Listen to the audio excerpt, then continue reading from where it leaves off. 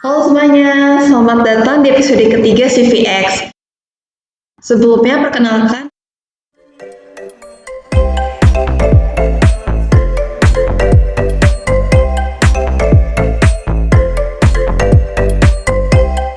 di sini kita bakal ngobrol santai tapi tetap berbobot, khususnya buat teman-teman mahasiswa yang lagi berjuang di dunia perkuliahan.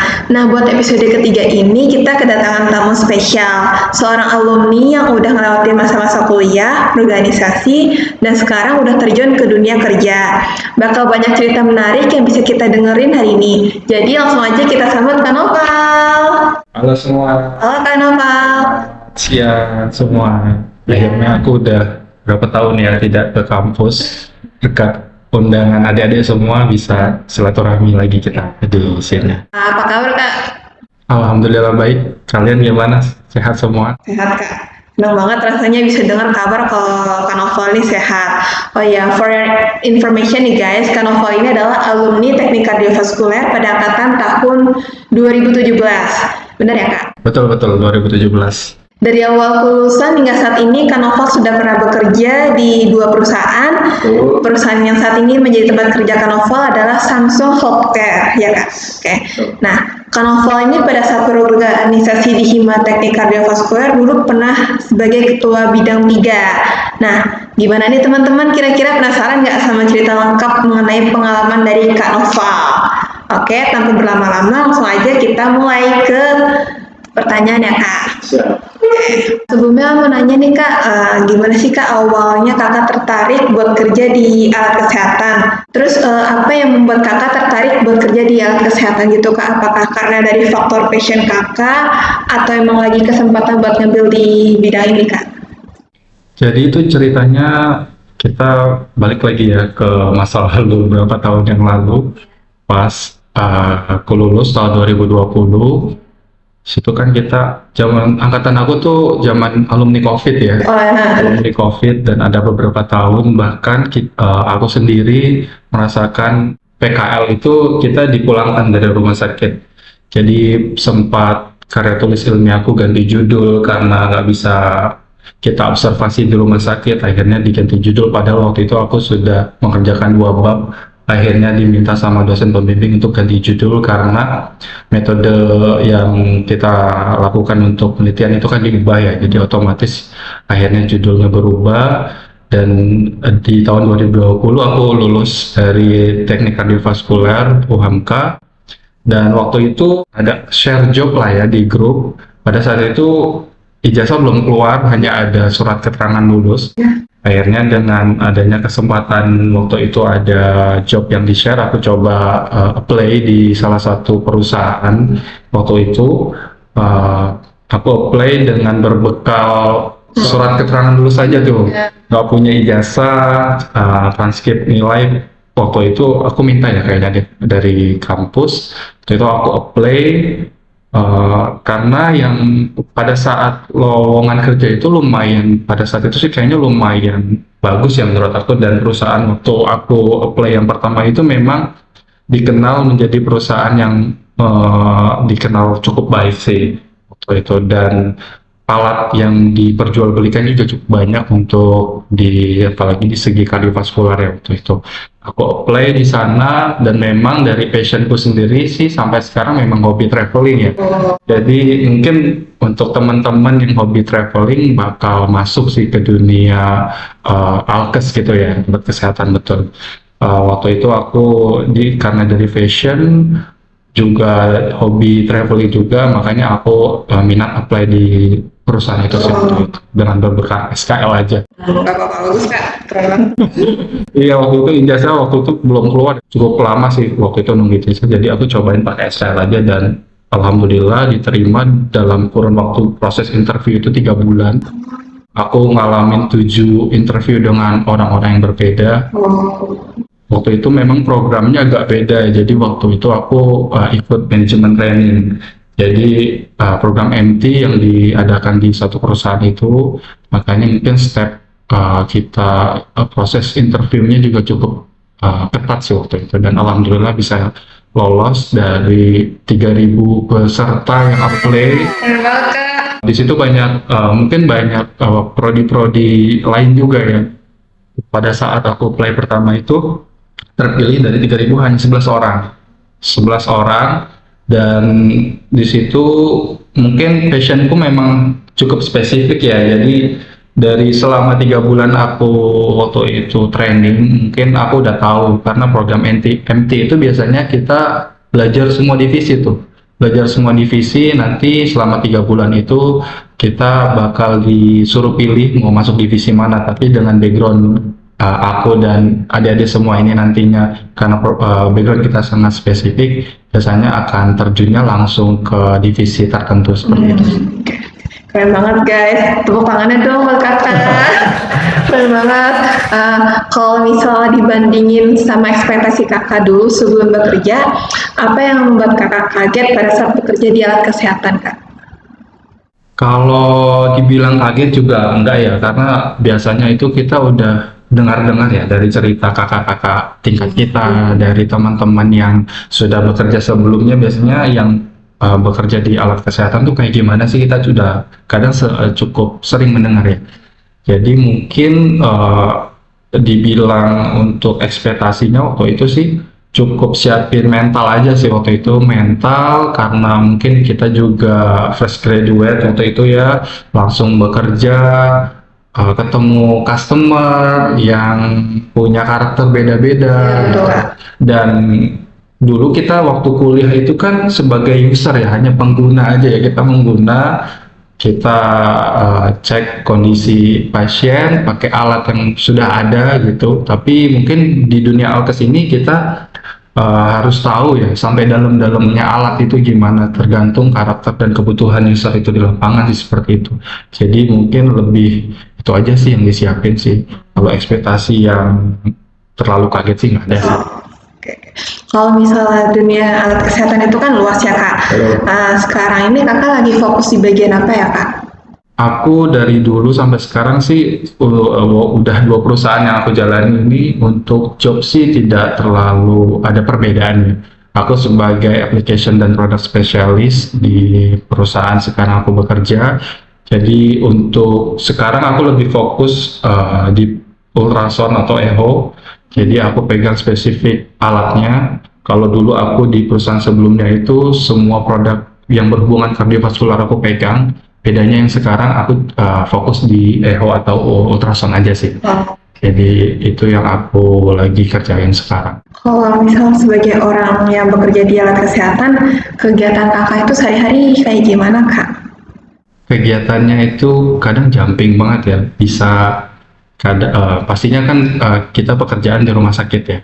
Pekerjaan di rumah sakit, ada beberapa perusahaan yang biasanya kita melakukan meeting setiap 1 minggu sekali gitu. Biasanya di awal minggu, di hari Senin biasanya kita update meeting. Habis itu kita share jadwal, biasanya share jadwal untuk 1 minggu ke depan, mau ada kerjaan visit kemana, ada presentasi di mana, training di mana, seperti itu. Biasanya nanti kalau udah di share jadwalnya itu bakal kita lakukan perjalanan dinas. Kalau memang ada pekerjaan di luar kota, nanti kita keluar kota. Dan ini juga aku baru balik tadi jam 12 malam, baru landing di Jakarta dari salah satu kota. Ada kerjaan aku selama 7 hari kemarin, 7 hari ke belakang ya. Jadi memang cukup jumping sih kadang kerjaannya gitu, bisa di luar kota, bisa di dalam kota sih, tergantung ada pekerjaan yang kita kerjain di mana sih. Aku mau nanya boleh nggak kak? Boleh banget. Kalau misalnya kerja di luar kota biasanya ada batas berapa bulan atau berapa minggu gitu nggak sih kak? Atau sesuai alatnya udah selesai nih baru boleh pulang gitu? Biasanya kalau untuk timing waktunya sih nggak ada batasan ya.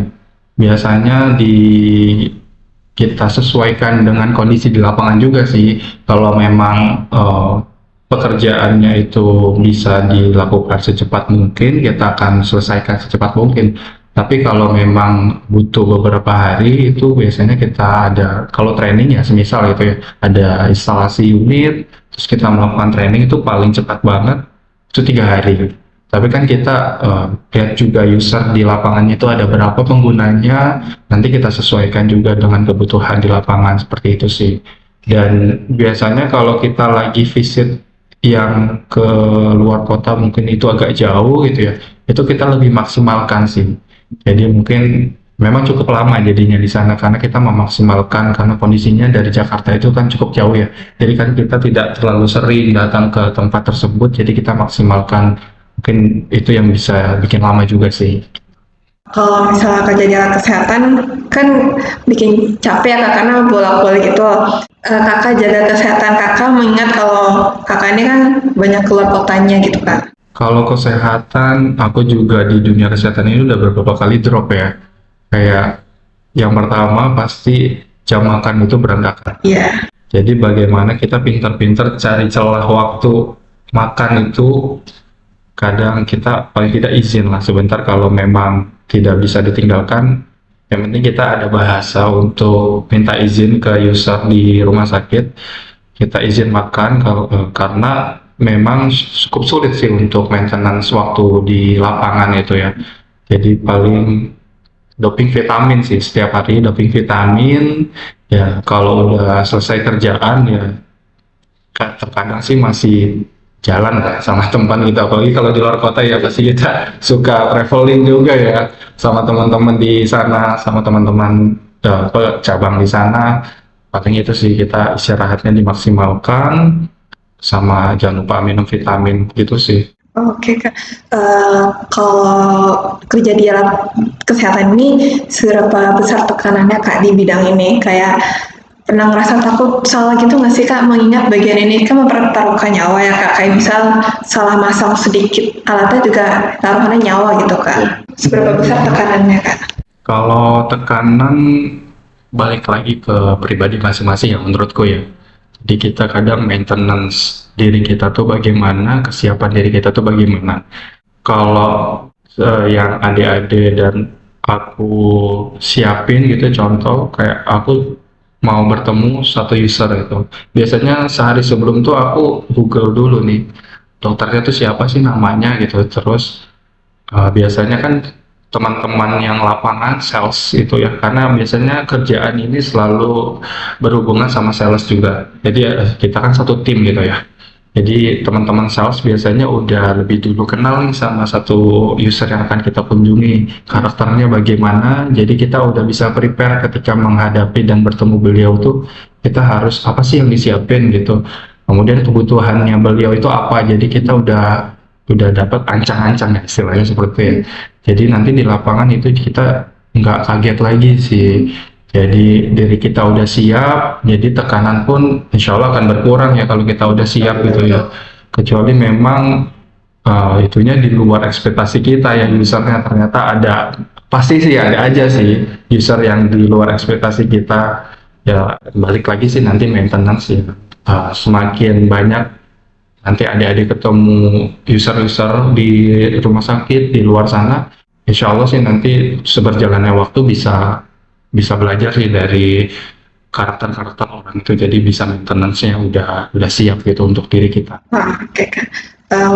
Kalau misalnya prospek kerja di bidang ini gimana kak? Kayak masih banyak peluang yang besar atau mungkin semakin kompetitif gitu kak, kayak banyak persaingan gitu kak? Dibilang peluang sih pastinya selalu ada ya, bahkan kadang juga aku masih menemukan surat-surat dari rumah sakit untuk teman-teman TKV yang diminta bekerja di rumah sakit, ataupun dari teman-teman suatu perusahaan alat kesehatan yang mencari teman-teman teknisi kardiovaskuler maupun yang lainnya yang berhubungan dengan seperti kita. Memang untuk sekarang semakin kompetitif ya, apalagi teman-teman yang punya basic seperti kita juga ada beberapa jurusan juga yang berhubungan dengan ultrasound ya.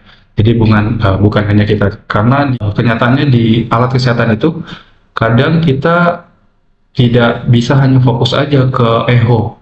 Kenyataannya kita harus dituntut juga bisa general imaging ultrasound. Bahkan juga ada teman-teman kita yang fokusnya ke obgyn. Jadi seperti itu. Nanti di luar sana mungkin di suatu perusahaan itu kita akan banyak belajar lagi bagaimana sih ultrasound dalam radiologi, ultrasound dalam obgyn seperti itu. Jadi kita akan kembangin ilmu terus sih pastinya gitu. Jadi semakin pasti semakin kompetitif sih. Berarti kita belajarnya nggak cuma di satu alat aja ya, Kak? Betul. Jadi banyak alat yang harus kita pelajari gitu. Iya, karena basicnya echo itu kan sebuah ultrasound. Ultrasound itu kan bisa digunakan untuk berbagai macam segmen. Teman-teman mungkin yang sering lihat, kalau ibu hamil kan pasti untuk pemeriksaan janinnya menggunakan ultrasound ya. Iya. Nah itu kan alatnya mirip ya sama echo ya. Cuma yang membedakan nanti kan perutnya ya untuk kita lihat kondisi janinnya seperti itu. Nanti teman-teman kalau ingin ada niat dan kesempatan untuk bekerja di suatu perusahaan alat kesehatan yang memang nantinya kebetulannya perusahaan itu tidak hanya fokus di echo, pasti teman-teman akan diminta untuk belajar juga di segmen-segmen tertentu yang tadi aku sebutin itu sih. Nah, kalau menurut kakak nih, dari skala 1 sampai 10 lebih sulit bekerja di rumah sakit gitu atau alat kesehatan, Kak? Skala kesulitan yang aku rasakan untuk dua komparasi tersebut ya, kayaknya menurutku tergantung ya. Kalau kita kerja di rumah sakit, biasanya kita ketemunya kan teman-teman itu lagi. Yeah. Terus paling kita evaluasi pasien-pasien ya. Nah, untuk pekerjaan seperti aku sekarang di perusahaan alat kesehatan, selalu ketemu sama orang-orang baru di lapangan. Di luar teman-teman satu kantor gitu ya. Yeah. Karena kita akan ketemu dokter-dokter yang kita temui baru, dan di situ biasanya menjadi satu tantangan juga buat kita bagaimana kita manage dokter tersebut, apalagi untuk kita kan proses yang namanya bekerja di alat kesehatan itu kan kita proses untuk melakukan penjualan alat. Jadi bagaimana kita maintenance dokternya itu sih. Jadi mungkin skala yang aku rasain pasti beda sih sama yang di rumah sakit ya.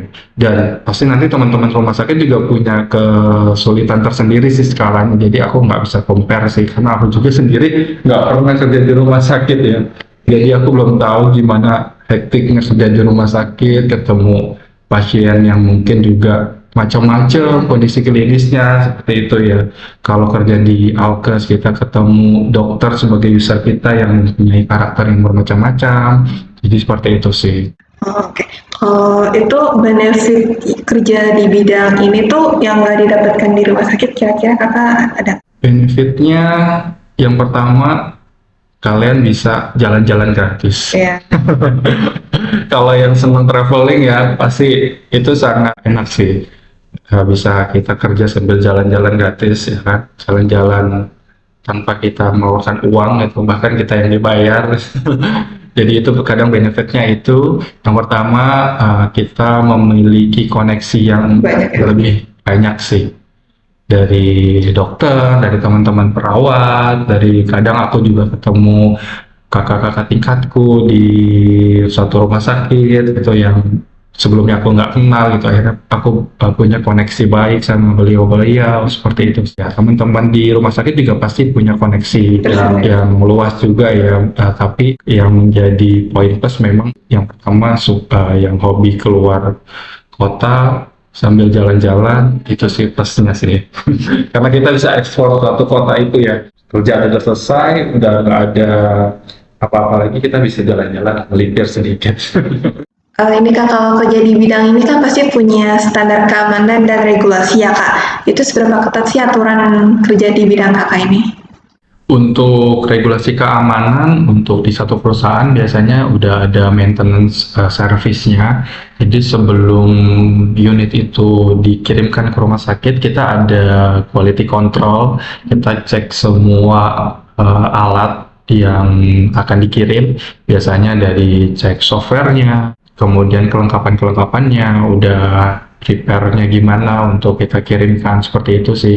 Dan untuk regulasi keamanan, kalau sudah barang itu terkirim nanti biasanya jadi tanggung jawab rumah sakit, karena di situ ada pihak yang terkait juga untuk cek keamanan di rumah sakitnya, seperti itu sih.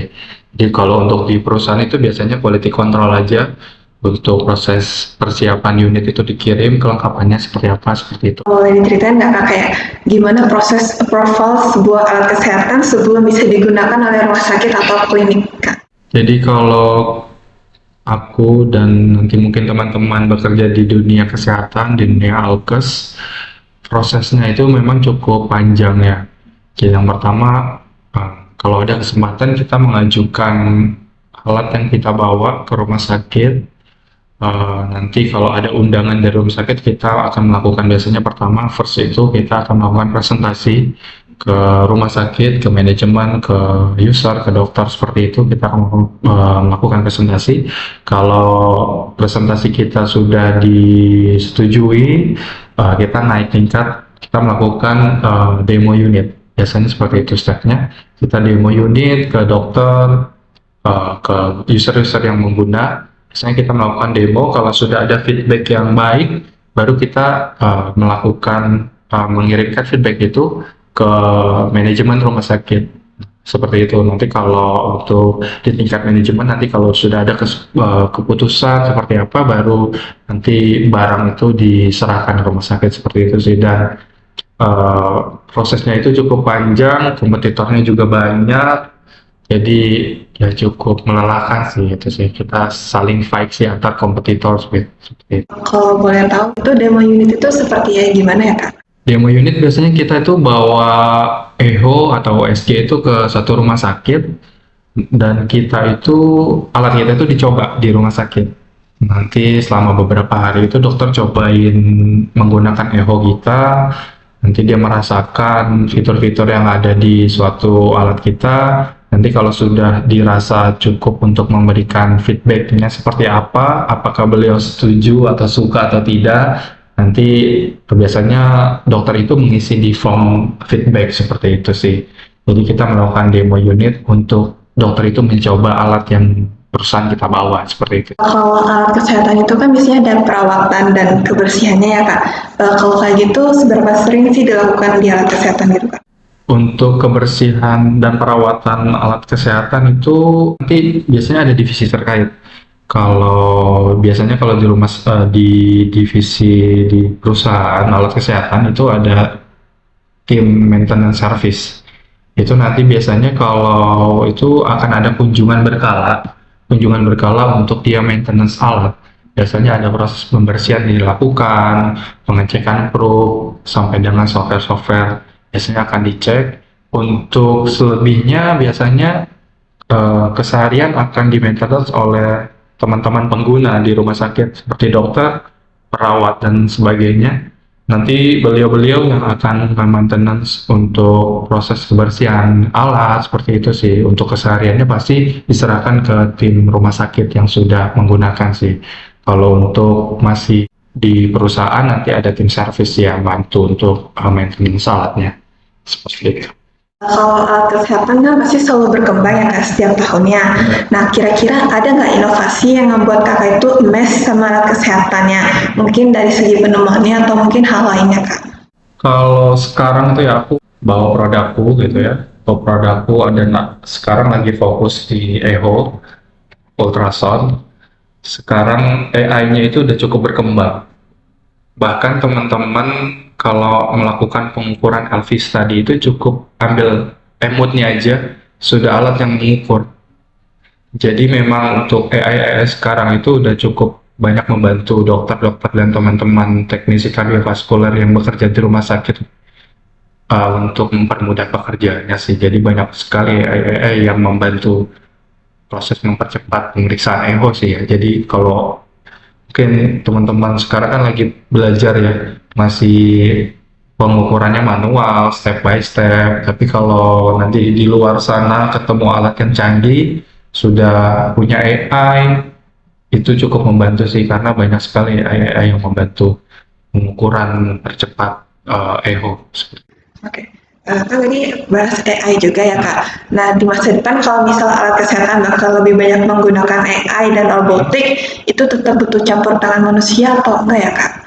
Kalau menurutku pasti tetap butuh campur tangan manusia sih, karena sebagai pengguna ya pasti kita yang melakukan operasionalnya gitu. AI cukup membantu untuk proses mempercepat pemeriksaannya. Sebagai usernya kan tentunya kita dan teman-teman nanti di rumah sakit, seperti itu sih. Jadi tetap pasti menurutku butuh campur tangan manusia tetap. Ada nggak Kak alat kesehatan yang canggih banget, khususnya itu di teknik kardiovaskuler, selain yang tadi Kakak sebutin Alvis tadi ya Kak? Jadi salah satu tadi yang pertama itu AI-nya salah satunya Alvis tadi bisa automatic measurement, kemudian aku sebutin yang aku tahu ya kan, sekarang lagi fokus di ultrasound atau echo, jadi aku akan bahas AI yang berhubungan dengan echo ya. Jadi salah satunya yang pertama tadi auto measure untuk Alvis tadi, measurement modalitas emut, hampir semua sekarang sudah bisa dibantu oleh AI. Kemudian kalau teman-teman melakukan pengukuran ejection fraction Simpson, B-plan itu sudah bisa AI juga. Jadi teman-teman tinggal ambil gambarannya aja, nanti tinggal measure, sudah dilakukan automatic measurementnya AI, auto EF, dan sekarang lagi berkembang strain untuk kita melihat kuantitatif suatu wall motionnya jantung, seperti itu sudah sangat berkembang lah pokoknya. Nanti teman-teman kalau udah lulus nanti bisa melihat alat-alat itu sangat banyak sih kecanggihannya di luar sana.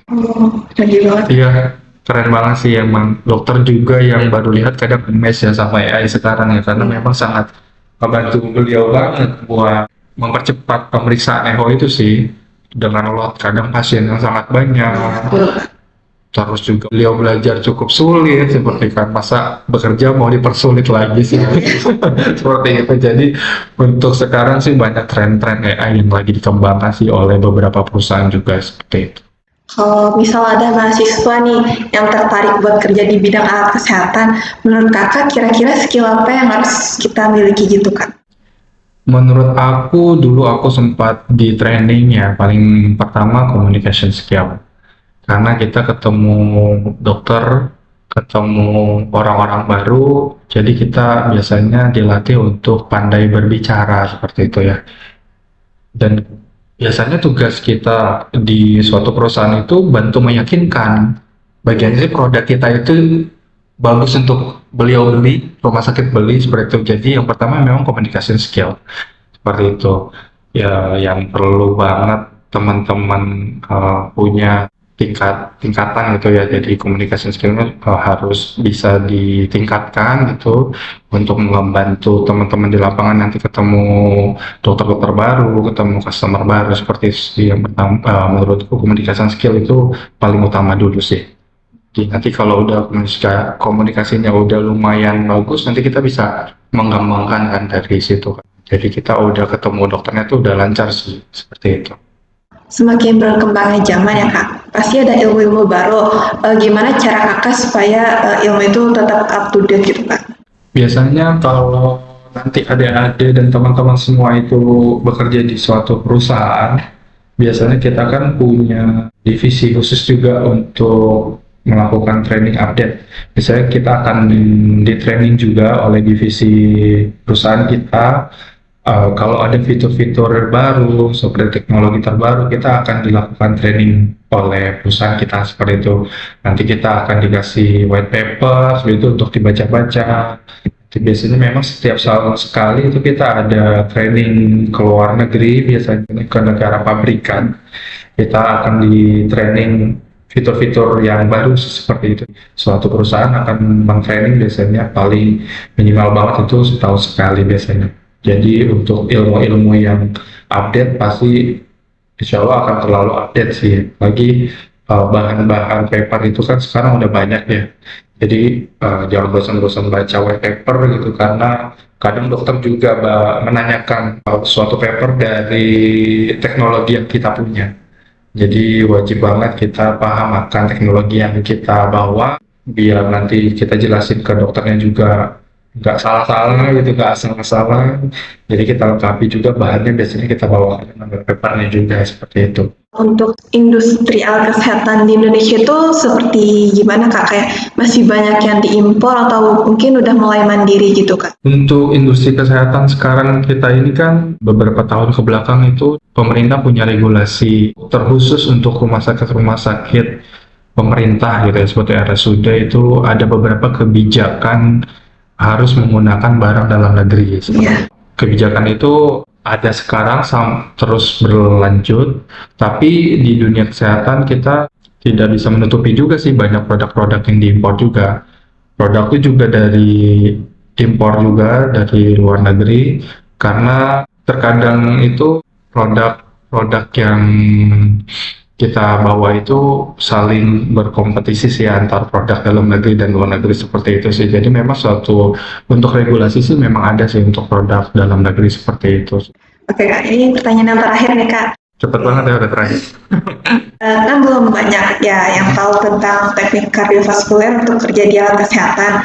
Kira-kira ada nggak Kak yang pengen Kakak sampaikan ke mahasiswa khususnya di prodi teknik kardiovaskuler Kak? Oke, untuk teman-teman teknik kardiovaskuler yang sekarang lagi menimba ilmu, wah, nanti kedepannya kalau sudah lulus ada keinginan dan kesempatan untuk bekerja di perusahaan alat kesehatan, mungkin dari sekarang persiapin skill pertama yang tadi aku sebutin. Kita komunikasi skillnya harus dilatih, kemudian jangan kaget nanti sama dunia luar sana. Dunia kerja memang banyak orang bilang cukup kejam gitu ya. cukup berat sih gitu ya. Kalau kejam kayaknya terlalu jahat banget ya. Cukup berat gitu, cukup berat. Kita kalau yang mau kerja di perusahaan, kalau nanti teman-teman sudah mau punya pasangan, harus diinfoin juga tuh pasangannya, jangan sampai nanti teman-teman disesal sama pasangannya, karena waktunya itu sangat dikit untuk keluarga. Kita banyak di luar kota, kadang aku aja ini aja baru pulang, udah 2 minggu nggak pulang gitu kan. Jadi yang pertama harus punya komunikasi yang baik. Kalau sudah ada nanti ke depannya ada pasangan, harus diinfokan dari awal biar tidak ada penyesalan di akhir. Kemudian kita harus pintar-pintar jaga kondisi badan sih untuk yang bekerja di perusahaan, karena memang cukup lelah sih untuk kita melakukan perjalanan. Ya orang-orang mungkin lihatnya enak ya, kita selalu jalan keluar sana, keluar sini, terbang sana sini, tapi realitanya itu cukup capek sih, sangat melelahkan. Ya itu sih yang pertama, communication skill, terus komunikasi antar keluarganya seperti itu, terus maintenance badannya, kesehatannya biar bisa di maintenance dari sekarang. Kita belajar latih cara berpresentasi kita di depan umum seperti itu sih. Jadi banyak-banyak nanti teman-teman mungkin kalau sudah terjun akan belajar dengan sendirinya sih pasti itu. Jadi mungkin hal-hal yang kecil yang aku sebutin tadi bisa di prepare dari sekarang buat teman-teman nanti ekspor lagi kalau udah masuk ke dunia lapangan kerjanya seperti itu. Gak kelihatan banget Rasanya udah berapa menit? Panjang, tapi kayak seru Kak. Banyak banget insight yang bisa kita ambil buat mahasiswa, mulai dari pengalaman Kakak Noval yang membagikan nih. Makasih banyak buat Kak Noval yang udah sharing hari ini. Semoga sukses terus ke depannya Kak. Dan buat teman-teman yang ngedengerin dari episode 1 sampai episode 3 nih, episode terakhir, terima kasih banyak atas antusiasme dan partisipasinya. Bye-bye teman-teman. Yuk semua. Bye-bye. Asik Kak.